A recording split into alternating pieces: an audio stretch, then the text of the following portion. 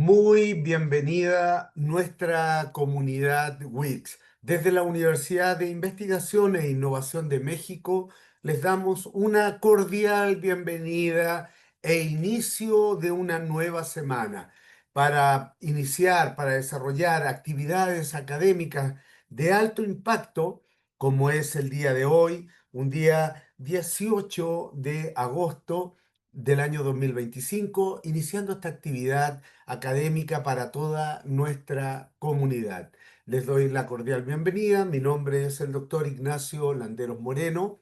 Soy doctor en Administración Gerencial y Dirección de Proyectos con una alta especialización en ingeniería en componentes de ecotoxicología y también ambiental química.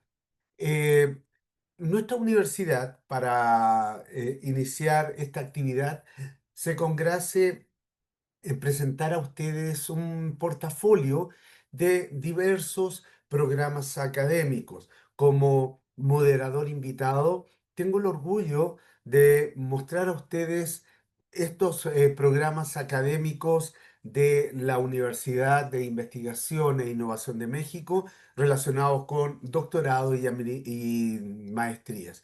Doctorado en Educación e Innovación, doctorado en Administración de Empresas, doctorado en Economía y Finanza, doctorado en Dirección de Proyectos. Lo mismo son las maestrías, que cada una de ellas tiene una experticia muy direccionada al quehacer regional y propio de cada país, donde la universidad se encuentra en este momento inmersa en más de 16 países en los 5 continentes. Me refiero a las maestrías también de educación y tecnología digital, maestría en gerencia hospitalaria y maestría en dirección y gestión educativa. Cada uno de estos programas está acreditado por la Secretaría de Educación Pública Mexicana con sus REBOEs correspondientes.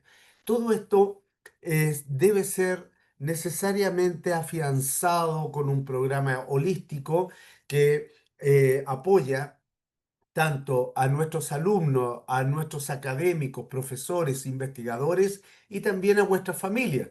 Me refiero al programa NextMind, que son ciclos de conferencias internacionales. Sinapsis, conferencias de desarrollo personal y profesional, importantes para nuestros alumnos e investigadores.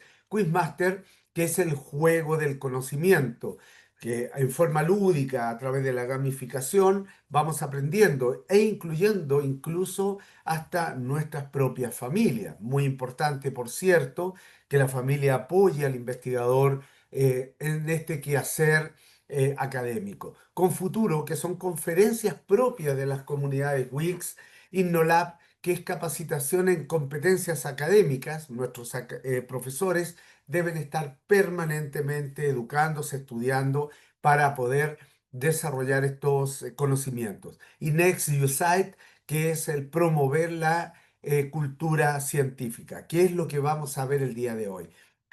Quiero recomendar que las preguntas sean realizadas exclusivamente vía chat para dar continuidad y armonía a la presentación de nuestro investigador. Ustedes las pueden desarrollar y escribir en el chat respectivo. El día de hoy vamos a tener el gran gusto y honor de trabajar junto a una temática muy importante y atingente a la realidad colombiana, que es la educación artística de las tecnologías de la información y comunicación e inteligencia artificial para una formación integral, creativa y humanista. El día de hoy tengo el honor de presentar al maestro Germán Alirio Rojas Gámez, quien va a desarrollar junto a nosotros esta ponencia. Maestro, un gusto saludarlo. Por favor, aperture su cámara y vamos a iniciar su presentación también.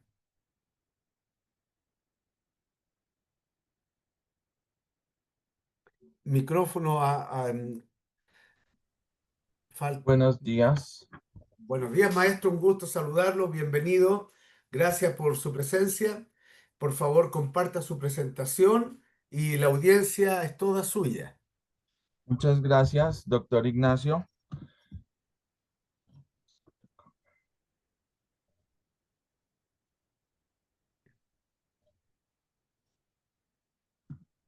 ¿Me confirma si ya se ve? Perfecto, ahí vamos. Muy bien, maestro. Queda a su disposición la presentación entonces. Eh, Gracias por su ponencia. Buenos días para todos. Me encuentro acá desde Colombia, en una ciudad que se llama Tunja, en Boyacá. La ponencia que voy a presentar el día de hoy se llama Educación Artística, Tecnologías Emergentes y Formación Humanista eh, para la Universidad de Innovación, la Universidad de Investigación e Innovación de México.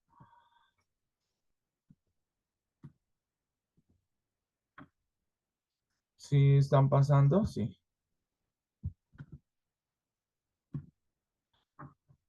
Bueno, aquí rápidamente mi hoja de vida.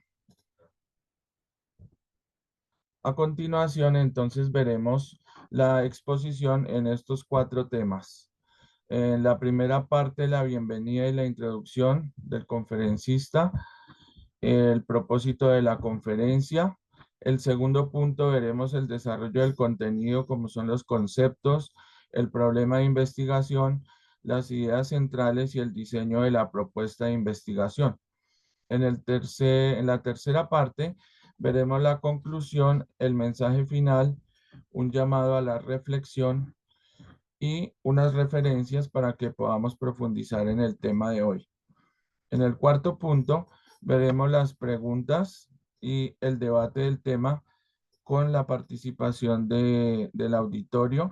Como dijo el doctor Ignacio Landeros, pueden escribir las preguntas en el chat.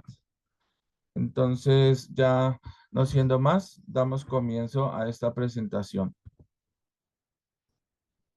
En primer lugar, vamos a ver cuáles son los conceptos clave. Tenemos la dimensión social y las TIC, tecnologías de la información y la comunicación. La dimensión social se puede fortalecer a través de las tecnologías de la información y la comunicación, porque el aprendizaje hoy en día está muy conectado con la tecnología, por eso hablamos de la sociedad del conocimiento. Otro concepto muy importante a tener en cuenta es la brecha digital, que nos plantea un desafío para la formación en competencias digitales, tanto a docentes como a nuestros estudiantes. En esta brecha digital vemos, por ejemplo, la falta de conectividad del Internet, la falta de recursos en las zonas rurales, precisamente porque en este contexto es en donde se desarrolla mi labor como docente en un contexto rural acá en el departamento de Boyacá.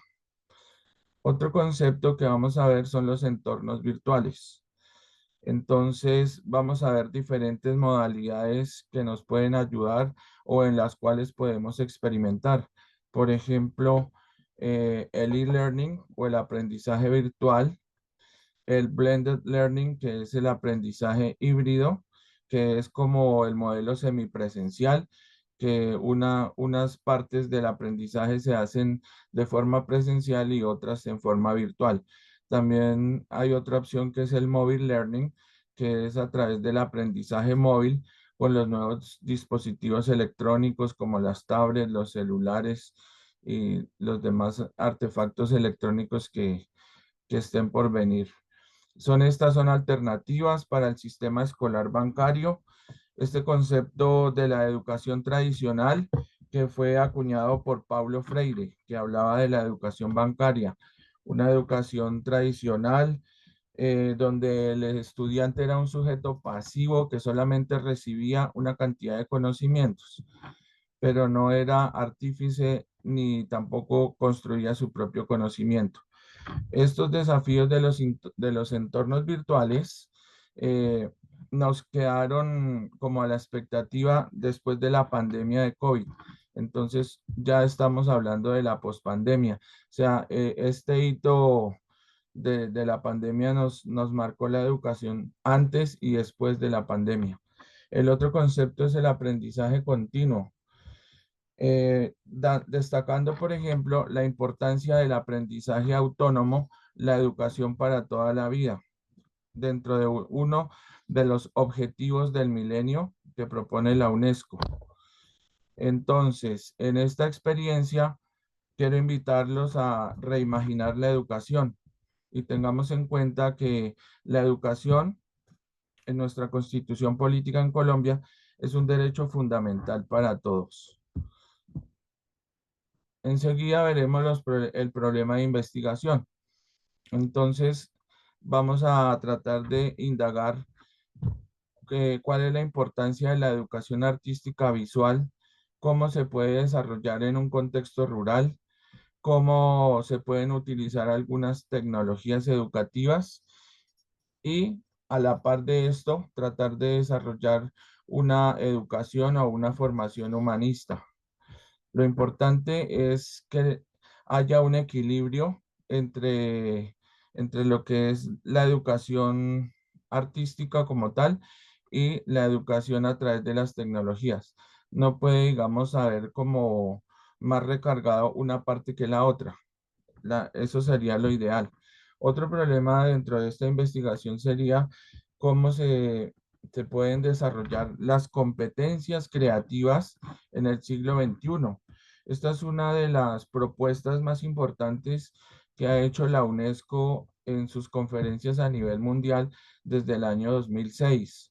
Recordemos que en el año 2006 se hizo una conferencia de educación artística en Lisboa, en el año 2010 en Corea y la más reciente fue en el año 2024 en Abu Dhabi, donde se plantearon estas inquietudes de cómo desarrollar las habilidades creativas para el siglo XXI. Y ya por último serían las artes en la vida escolar y la vida cotidiana.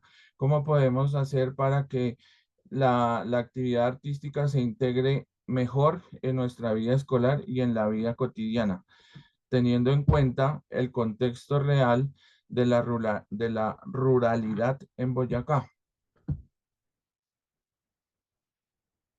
A continuación, menciono algunos antecedentes que pude encontrar en la revisión del estado del arte.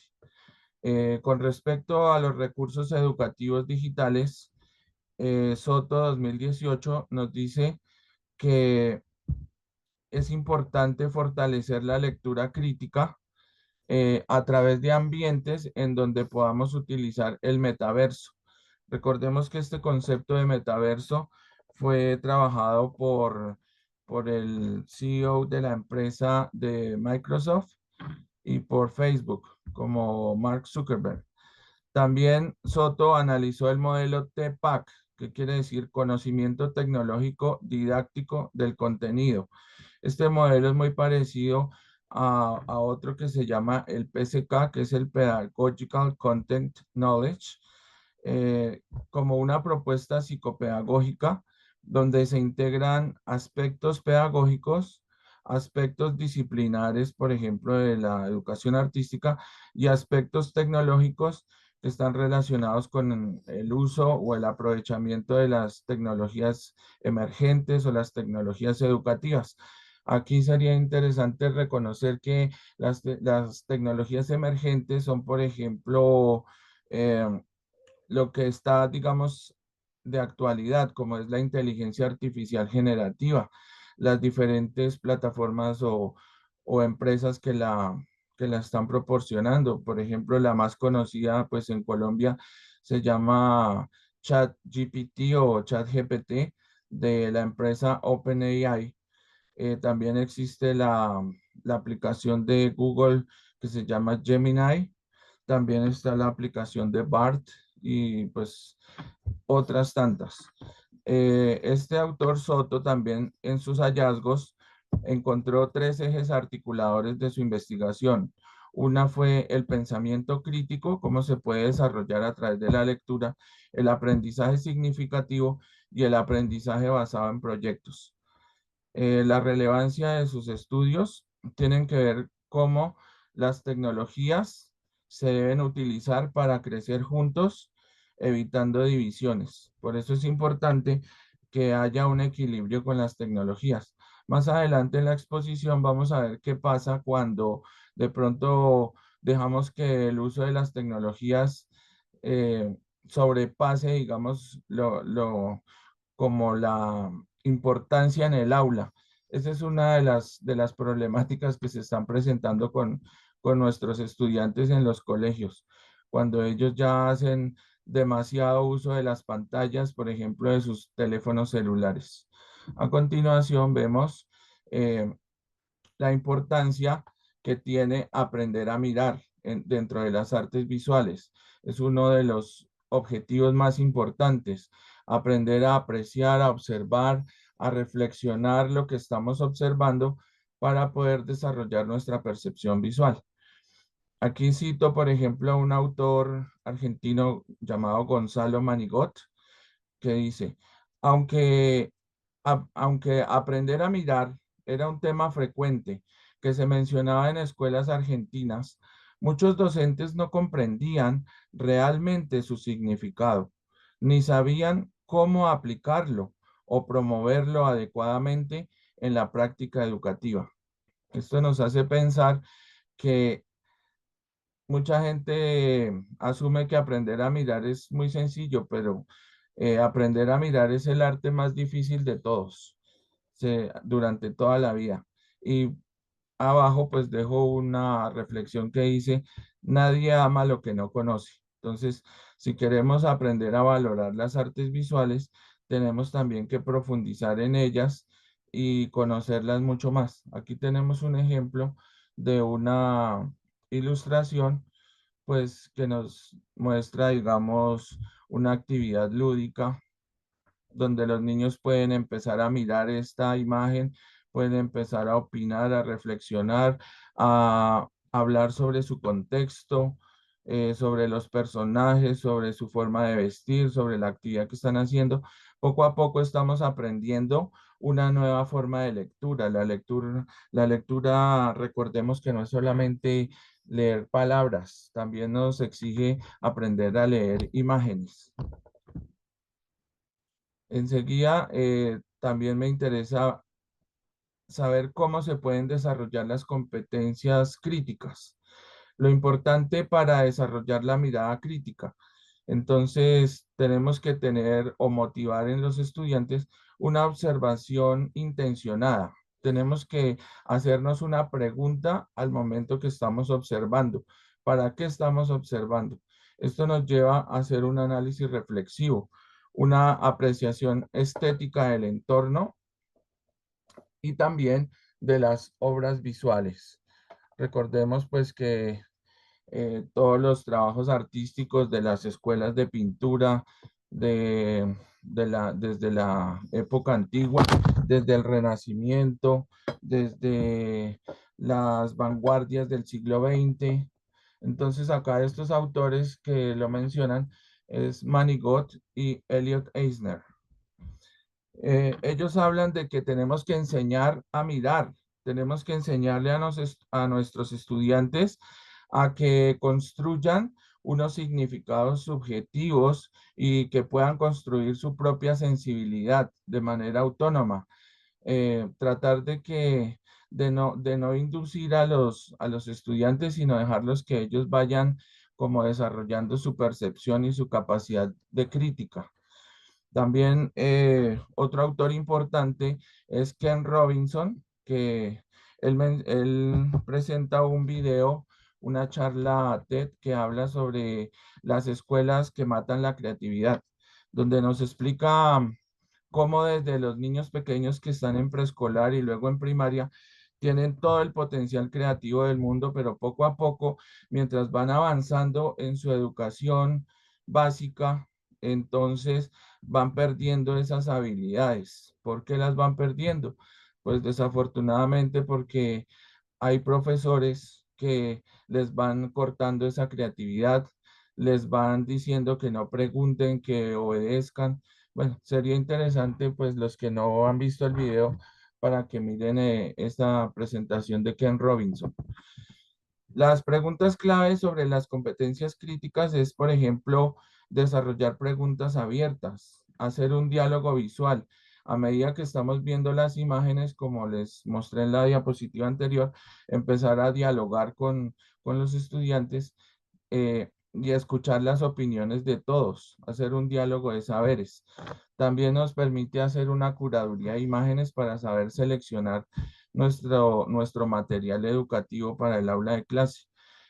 Sería interesante también una mediación docente sin censura. A veces se critica o se estigmatiza al docente que en una clase artística presenta unas imágenes de desnudos. Entonces ya lo tildan de que tiene como, o sea, tratan como de sexualizar las cosas. Cuando en el Renacimiento, por ejemplo, eso era una de las actividades que más se desarrollaba, por ejemplo, en las pinturas de Leonardo da Vinci y de Andrea Verrocchio. Pero después del Renacimiento, ya hoy en pleno siglo XXI, todavía existen esas personas que juzgan el arte y que juzgan a los docentes. También es interesante tener un diálogo de la observación objetiva, pero también de la mirada interna subjetiva. Esto lo propuso Brandt en el año 2000. Y ya para las competencias críticas, fomentar prácticas mediante los recursos artísticos y digitales.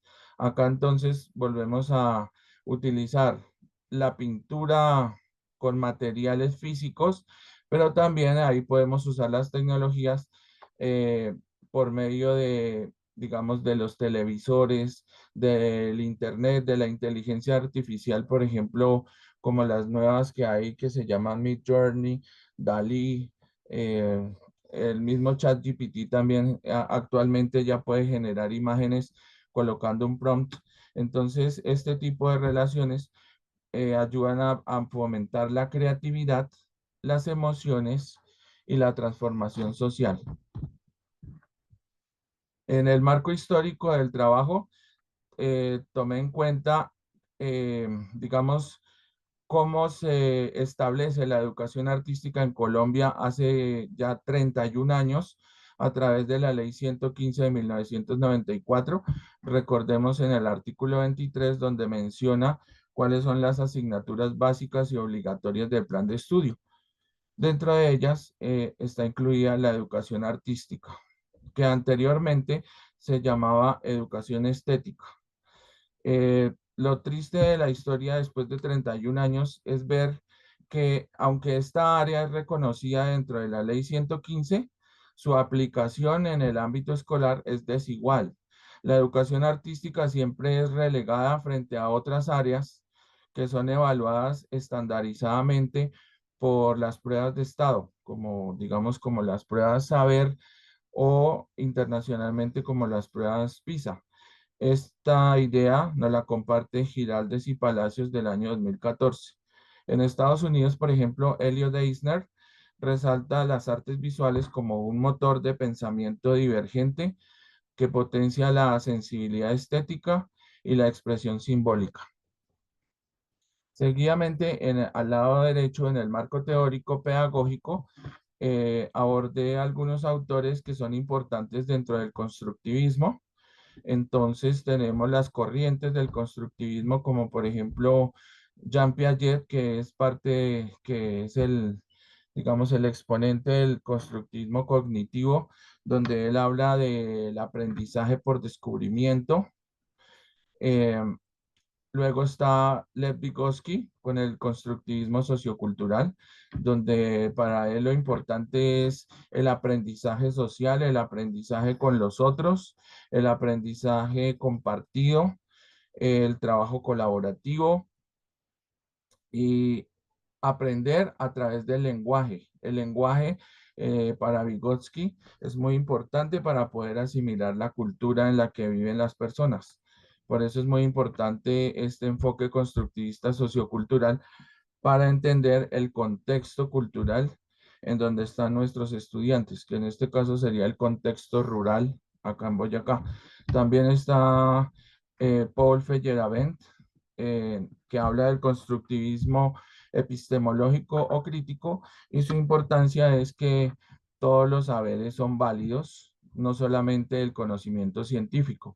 También está la pedagogía humanista de Rogers y el conectivismo y las estrategias digitales de George Siemens, las inteligencias múltiples de Howard Gardner, que las veremos más adelante, Elliot Eisner, Paulo Freire y la educación para la liberación y los aportes de la UNESCO. En el marco histórico, observamos también el uso de las TICs en el aprendizaje de las artes visuales. Por ejemplo, encontré algunos autores como Atencia y Barrero que nos habla del uso de las TIC en la educación de las artes visuales, utilizando herramientas como BlockQuest, que es como una parte de un cuestionario y un blog. También Sánchez Beltrán en el año 2019 hizo un trabajo de investigación sobre cómo se utiliza las plataformas digitales y las plataformas de videos como YouTube para utilizar videos educativos que fortalezcan la creatividad, la autonomía y la motivación de los estudiantes en el aula de clase. También partiendo de este uso de las plataformas de videos como YouTube, es que también se desarrolla la metodología de la clase invertida o Flip Classroom. También Cairo Rodríguez y otros en el 2022 nos habla de las experiencias híbridas utilizando el Blended Learning y el Mobile Learning para promover un ecosistema de educación artística en red que combina las herramientas digitales y el desarrollo de la sensibilidad y la percepción visual. En Colombia, por ejemplo, tomando en cuenta las recomendaciones de la UNESCO, entonces también se está intentando avanzar en estas estrategias donde se articula el arte, la tecnología y el humanismo para potenciar las competencias creativas del siglo XXI y pues apuntarle a desarrollar, digamos, en nuestras instituciones la educación híbrida y cómo podemos convertir las aulas tradicionales en aulas digitales. En esta otra diapositiva vemos el método de investigación que se está utilizando desde el paradigma positivista, utilizando variables numéricas con el método inductivo-deductivo para buscar leyes generales. También se aplica el enfoque cuantitativo para el análisis de datos con con estadística descriptiva, el método cuasi experimental, donde se maneja un grupo de control y un grupo experimental con 25 estudiantes en cada curso. También las técnicas y los instrumentos, pues de acuerdo al enfoque cuantitativo, estaría, por ejemplo, la observación, la lista de cotejo, o llamada también checklist, las encuestas y de pronto, si hay opción de poder aplicar un poco la parte cualitativa, se aplicarían unas entrevistas eh, a algunos expertos que pueden ser, por ejemplo, docentes que también trabajan la educación artística en otros colegios en Boyacá. Dentro de la metodología se tienen en cuenta las consideraciones técnicas, los instrumentos de recolección y las herramientas para el análisis de datos.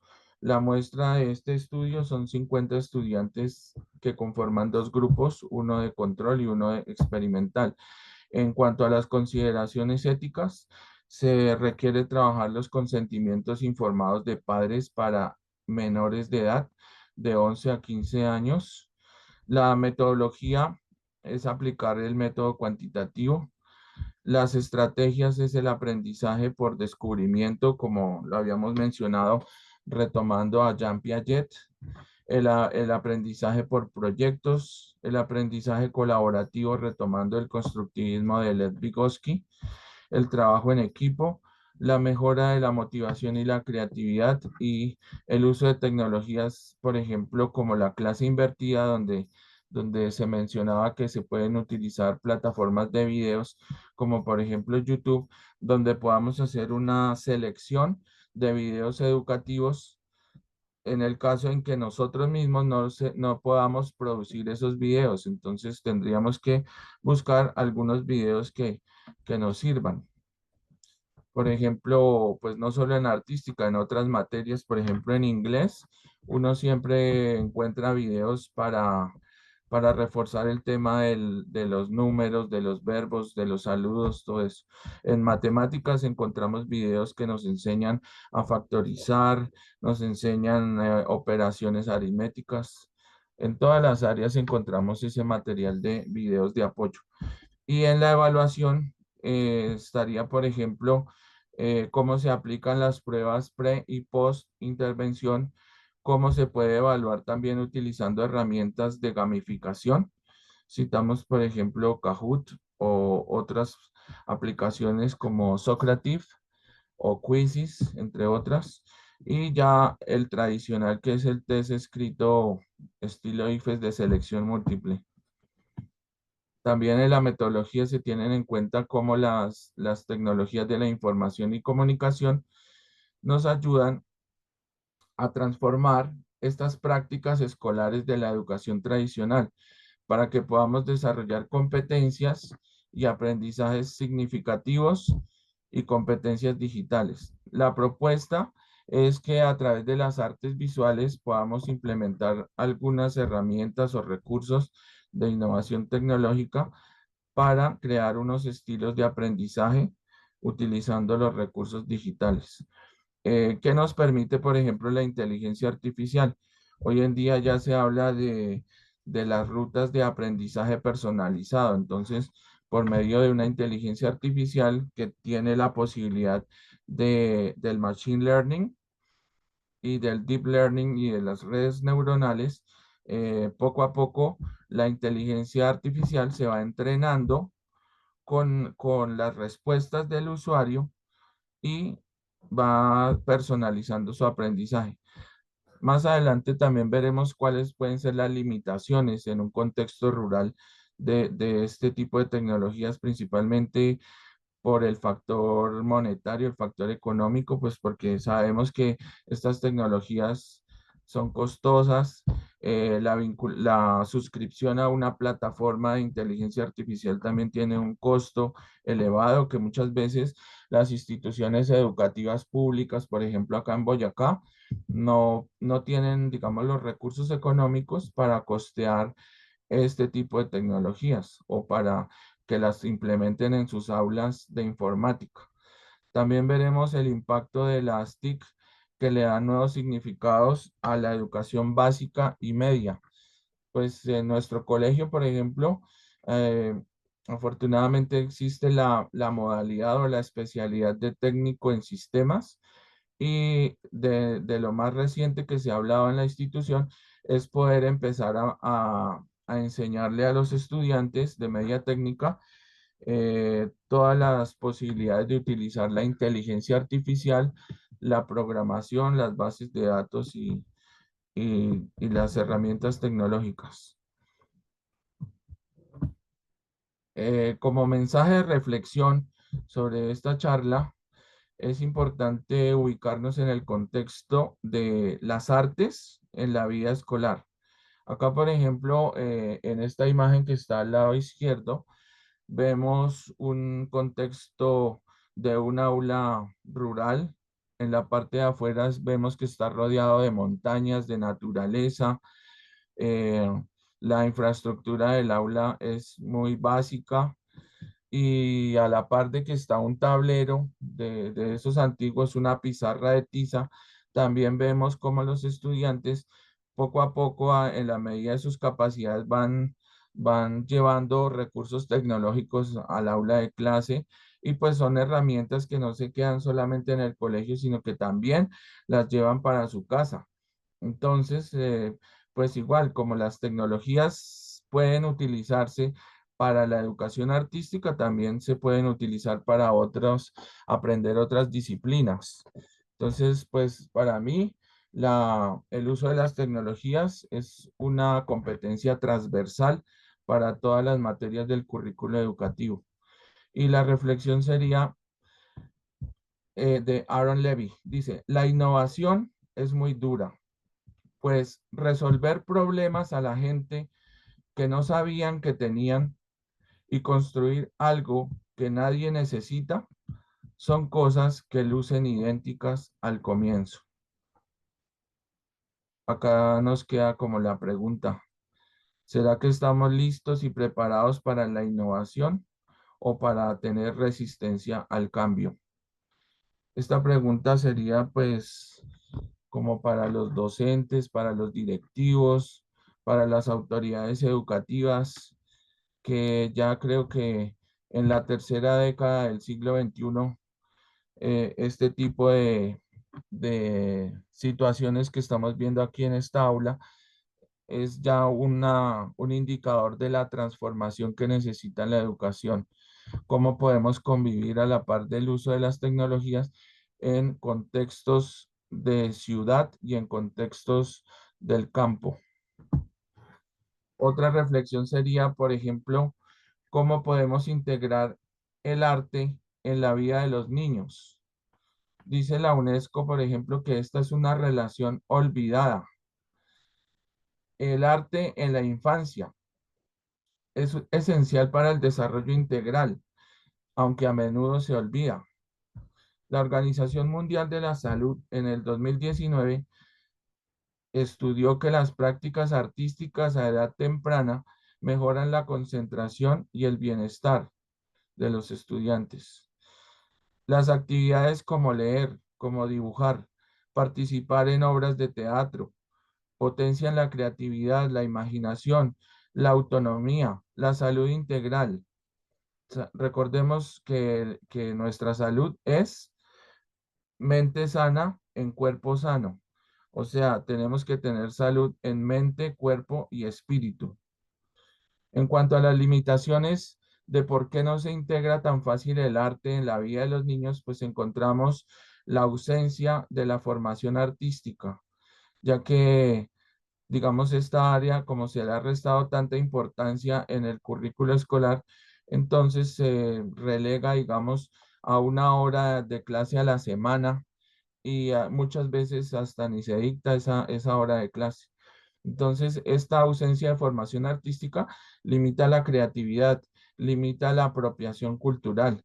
Por eso el área de educación artística, según la ley 115 y la ley del Ministerio de Cultura, dice que se llama educación artística y cultural. Como reflexión también tenemos lo que nos dice Marta Nussbaum y John Dewey, que proponen la escuela activa, la escuela de la experiencia, de la experimentación, para que nos haga reflexionar con esta pregunta. ¿Para qué sirven las artes más allá del valor económico o mercantilista? Nuevamente, ¿estamos listos para la innovación o para la resistencia al cambio?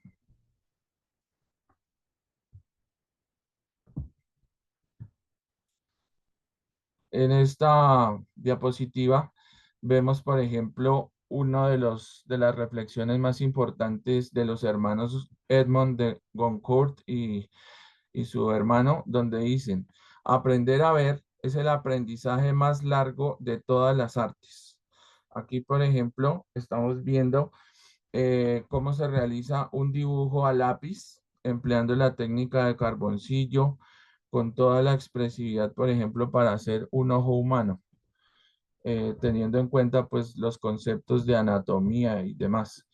Otra de las reflexiones es que el ensayo y el error es una forma de aprender. Muchas veces en el colegio se castiga el error. El niño le tiene miedo a equivocarse porque no sabe si su profesor lo va a regañar. Pero entonces, ¿cómo podemos aprender si no nos equivocamos? Esto lo planteó ya, por ejemplo, Elliot Eisner. También vemos el desarrollo de las inteligencias múltiples en este círculo que están como resumidas. según Howard Gardner, podemos desarrollar diferentes habilidades de pensamiento, como por ejemplo la inteligencia visual, que es cómo podemos aprender a educar nuestra forma de mirar.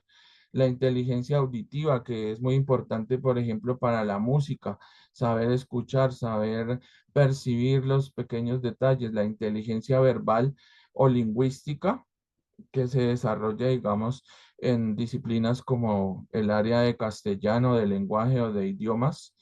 La inteligencia kinestésica o física en el área de educación física, la inteligencia lógica en el área de matemáticas, la inteligencia social en el área de sociales, de ética y valores. Entonces, ahí vamos aprendiendo que todas las inteligencias se deben, pues habrán estudiantes que tengan unas inteligencias más desarrolladas que otras, pero pues la idea es que respetemos también esas diferencias. Y aquí ya tenemos una pequeña presentación de trabajos que hacen los estudiantes en el aula de clase a través de la expresión de las artes plásticas, de la pintura, de las técnicas húmedas.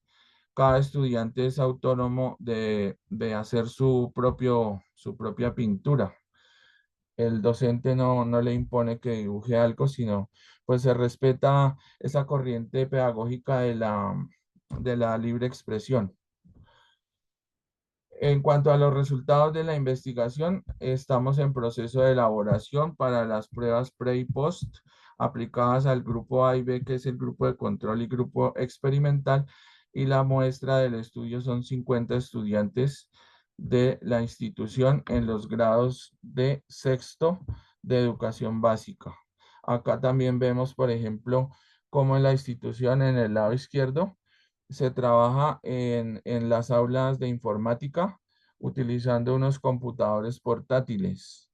Y al lado derecho, pues vemos una imagen realizada utilizando la inteligencia artificial a través de los prompts para que ChatGPT nos haga una recreación de cómo sería un aula digital o un aula tradicional, pero con uso de tecnologías.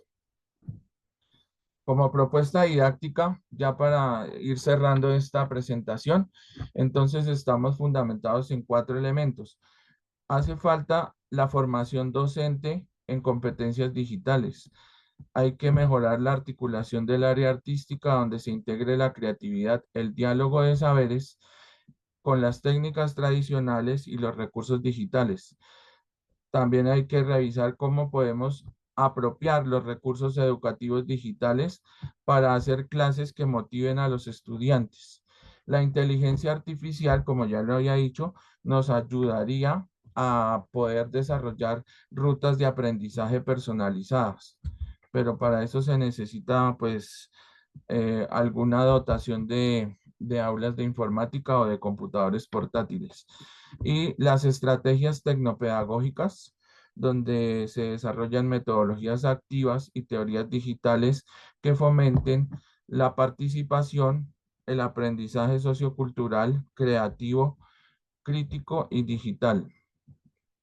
En la propuesta didáctica tenemos un desafío en la educación rural y el recurso digital.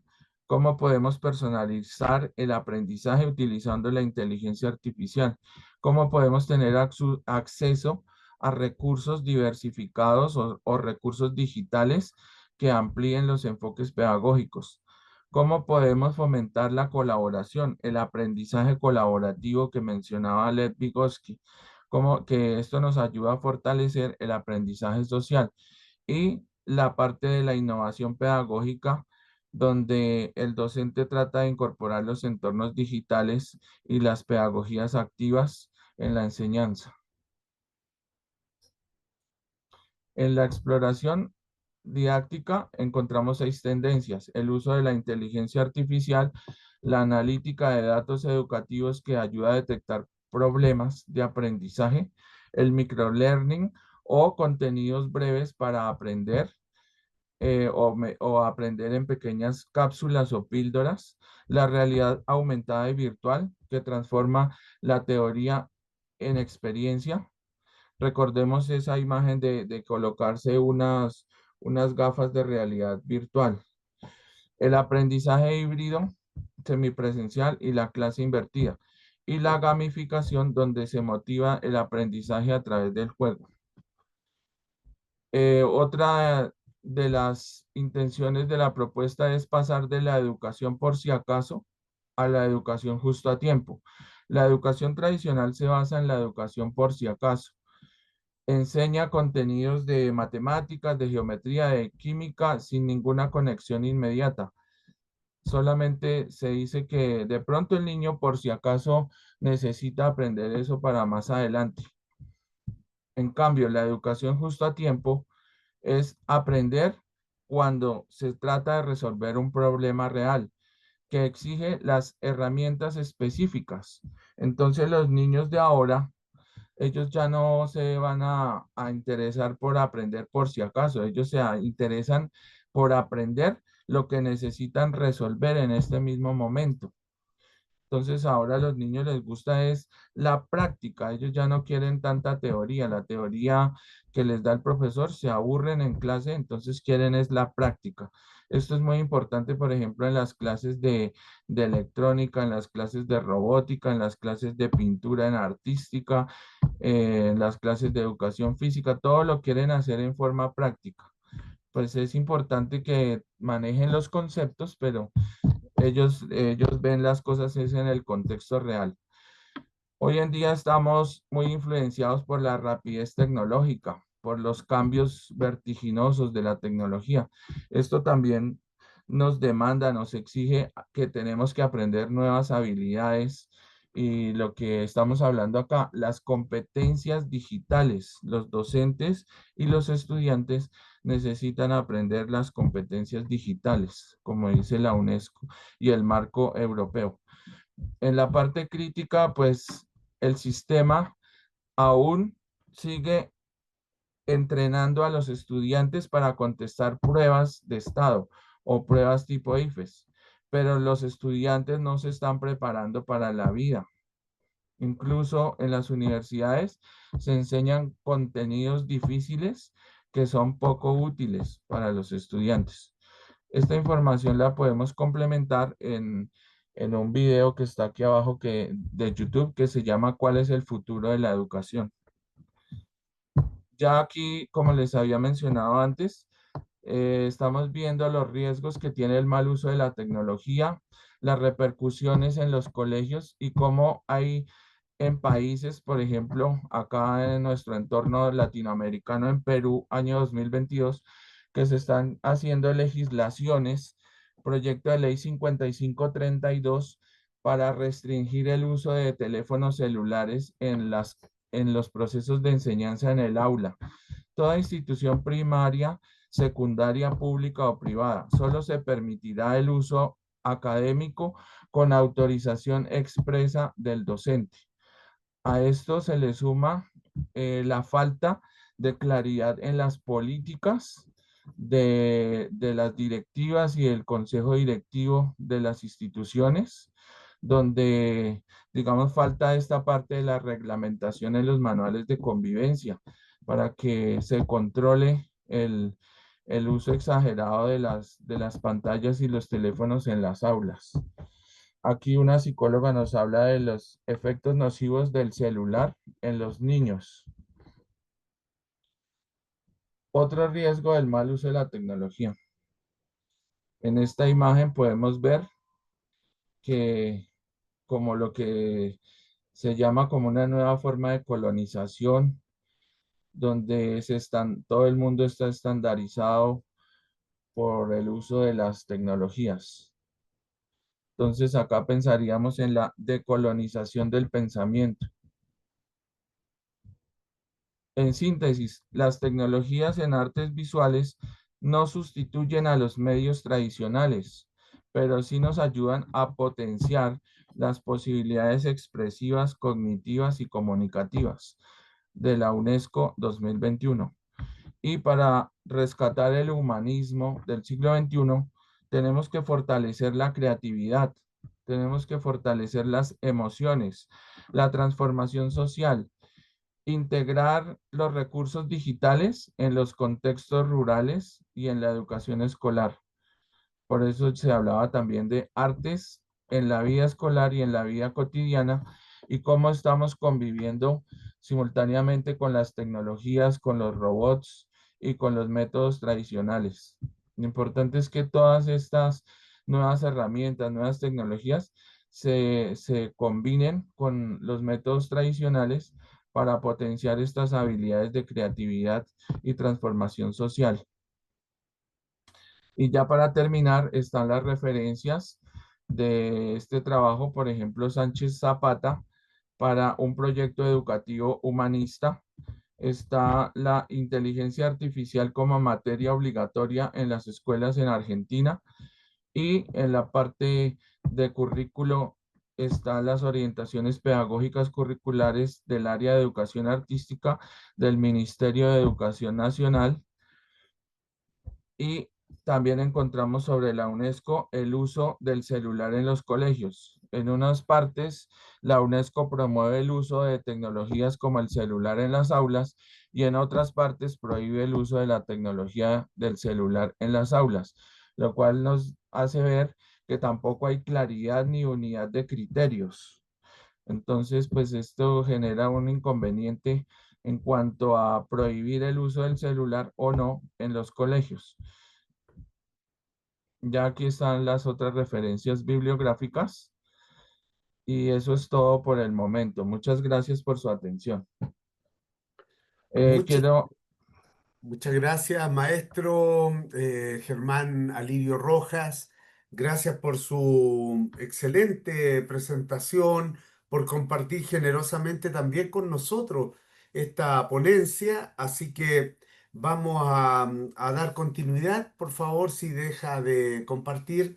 Em, la inquietud siempre está entre resistir o no a estas nuevas tecnologías y obviamente es muy importante plantear estas propuestas investigativas como usted la ha desarrollado, maestro. Así que sí, señor. muchas gracias. Vamos a... Aquí, perdón. ¿Ya está desactivado? No, ¿No? todavía no, maestro. Ya. Ahora sí. Entonces, perfecto, eso, excelente, maestro.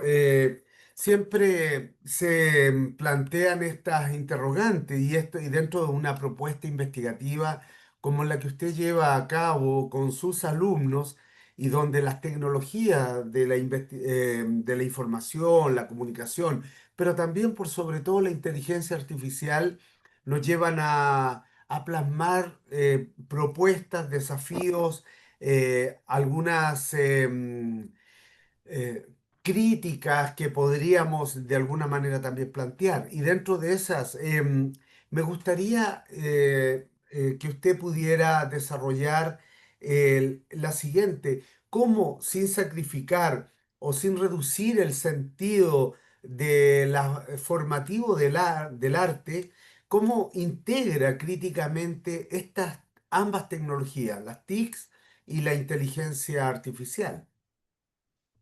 Sí, señor.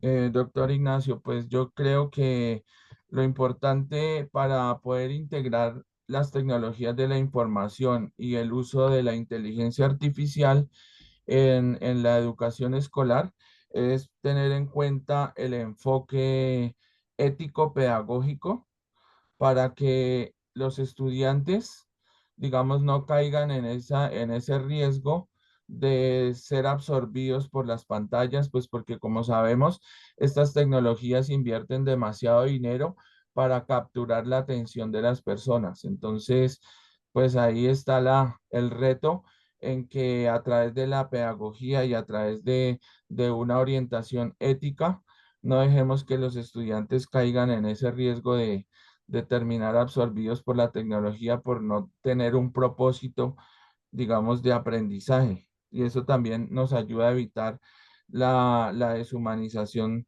por culpa de la tecnología. Claro, es muy, muy cierto.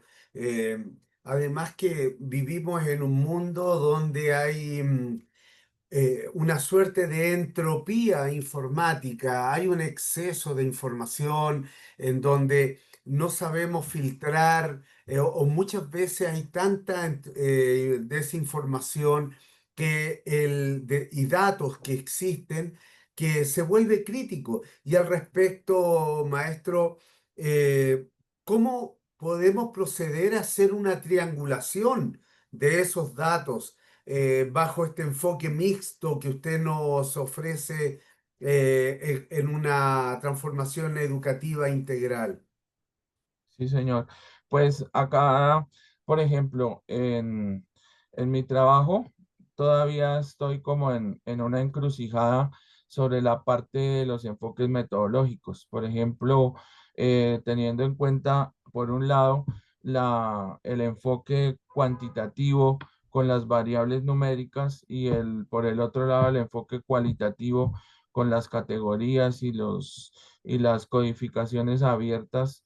Entonces, la idea, pues, no sé, poder llegar, no sé, es bien complejo tratar de llegar al modelo mixto donde se integren ambos tipos de enfoques, el cuantitativo y el cualitativo, para poder hacer esa triangulación de datos. Sin embargo, pues, digamos, en la parte de lo que es lo cuantitativo, pues se aplican las pruebas digamos, para medir la motivación de los estudiantes, la participación en el aula y si se puede complementar con la parte cualitativa, entonces para evidenciar, por ejemplo, cuáles son las opiniones o los cambios de los procesos subjetivos en los estudiantes, cómo puede mejorar esa relación en el aula con respecto a evitar que esas tecnologías, digamos, capten toda la atención del estudiante y lo hagan desconectarse del proceso pedagógico. Es un reto muy grande. Claro, ¿no? Y es un reto para un investigador que tiene que tomar muchas veces esta decisión, eh, porque llegar a un enfoque mixto bajo estas dos directrices o variables, tanto cualitativa como cuantitativa, se vuelve compleja.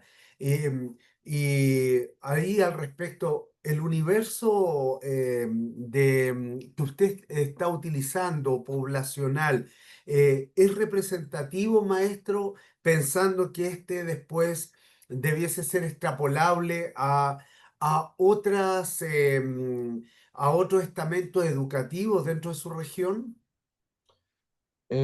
Pues yo pienso, por ejemplo, que teniendo en cuenta, digamos, esta experiencia digamos, como una propuesta de una prueba piloto, donde se ponga a prueba, digamos, cuáles recursos tecnológicos pueden funcionar en el aprendizaje en el aula. Entonces ya podamos ver, por ejemplo, cómo se pueden promover las metodologías que se están aplicando para que se puedan transferir, digamos, a otros colegios también del entorno rural. Eh, También para tenerlo en cuenta en la formación docente, en las alianzas institucionales y todo esto para que se pueda replicar la experiencia en otras escuelas del país.